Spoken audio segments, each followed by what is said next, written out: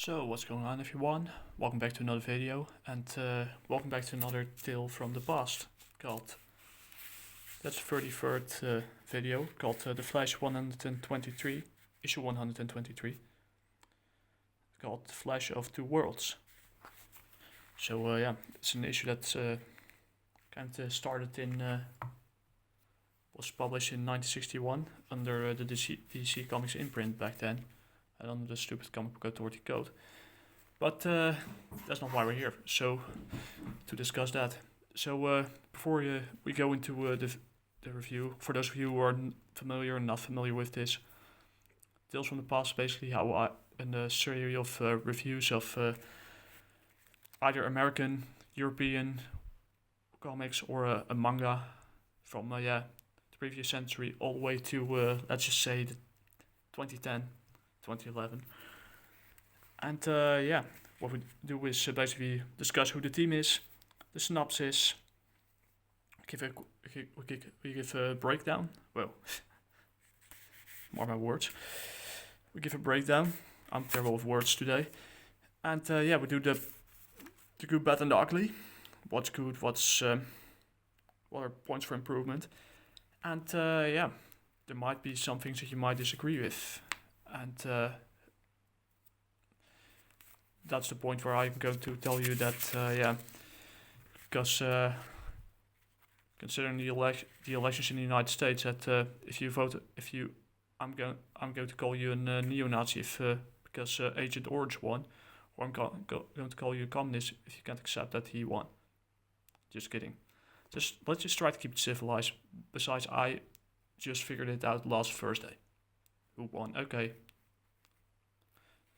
It's funny to see people get all pumped up about it. And I'm like, well, yeah, I'm just drinking my coffee and who cares? I didn't pay much attention to it. So yeah, let's just try to keep it civil. My goal is to bring it, like Captain Frugal, bring back to old school days, where we could discuss whether the comic is good, whether the cover is good. In this case, it's not even a discussion. And yeah, if there's good pacing, good writing, etc. I'll also be using the Leagueofcomicgeeks to give you the opinions of other readers. And yeah, before we go into yeah, be careful for spoilers if you didn't read this issue yet. And this is going to be split into let's just say 3 parts because there are a lot of things. There are a few things to discuss, and yeah, because my phone doesn't have all the memory to yeah, to make 4 gigabyte videos all the time, 5 gigabyte. So let's get into the team immediately, and also come armed with my rusty notes for it, because I try to do it old-fashioned. Team is Flash of Two Worlds. It's published in 1961 by, like I said, DC Comics. Team, the writer is Garner Fox. Pencils are Carmine Infantino. Inks Joe Giella. I probably butchered the name, Giella. Colors are Carl Gafford. The editor is Julius Schwartz. Cover is Carmine Infantino, the pencils, and Murphy Anderson is doing the inks. And Ida Schnapp did the letters. So there were 3 artists working on this cover alone, which is pretty impressive. And yeah, now we go to the synopsis. The synopsis, Barry Allen has been called to a community center, Central City, to perform for kids with the help of Iris West. But during a rope trick that he was trying to do, he vibrates at a different frequency and ends up vibrating at the same frequency of another Earth, in this case Earth 2, and ends up in Keystone City, the home of the original Flash of the Golden Age, called Jay Garrick, or his former home. And yeah, that's about it. So let's get into the first part of this Flash 123. It's a facing media edition because you see there's a barcode in it. So it's not the original issue, because that would be an fortune. Unfortunately, this one was a little more affordable, thanks to the Facebook group I was in. And yeah, get into the breakdown. And here's the discussion from, I'm going to lift it a bit. How can you possibly claim to be the Flash, Barry Allen, when I, Jay Garrick, am the Flash and have been for more than 20 years? It's kind of a passing of the torch thing. How many Flash are there? 1, 2, is Barry Allen the real Flash or is Jay Garrick? Does the Flash live in Central City or Keystone City? Only one thing seems certain, both live on this planet Earth. And only by traveling to that other Earth can the Flash discover his alter ego and become the Flash of two worlds. And there's a whole copyright thing going on.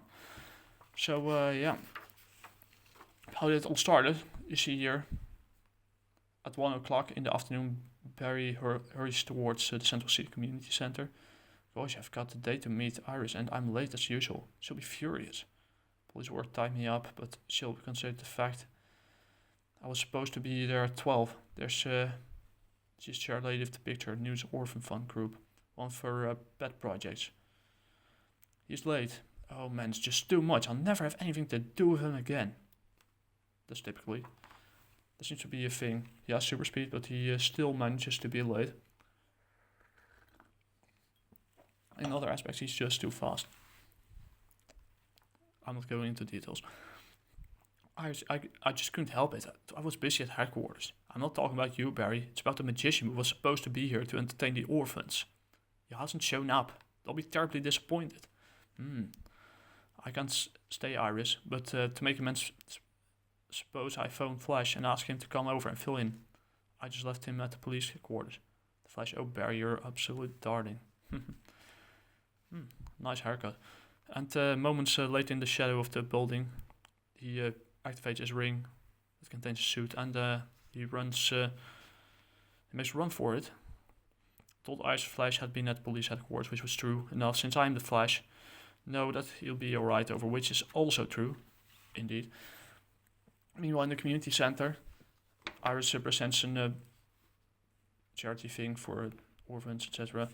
Boys and girls, I've wonderful news. Instead of the magician to entertain you, I've arranged a special surprise visit from the world-famous Flash, who will demonstrate some of his spectacular speed stunts. See? He's here now. So, Barry Allen, aka the Silver Age Flash.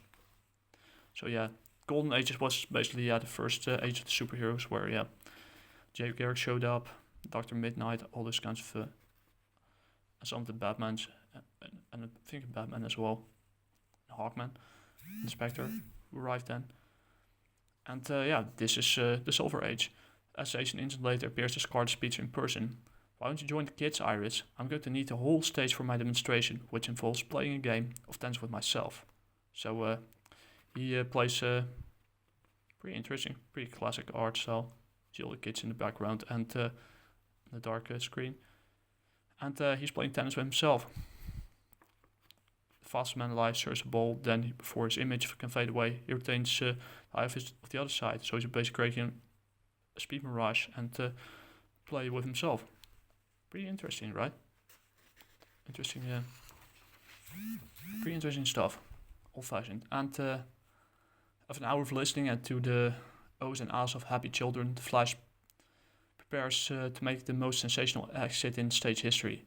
India, Fakis performed that's true, by the way, perform a rope trick using hypnosis. I'm going to get them one better.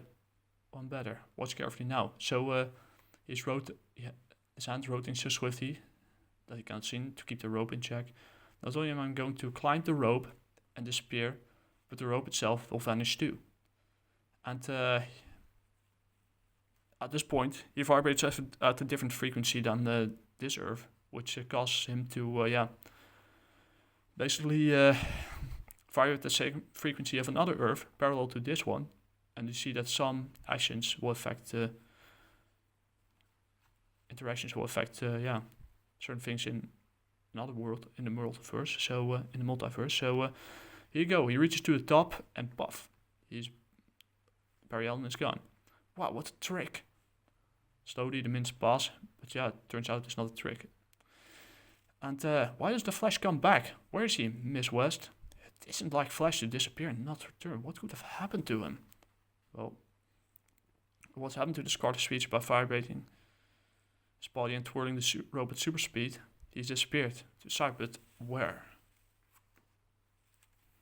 And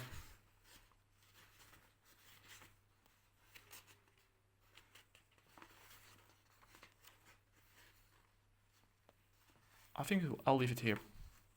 It's a good ending.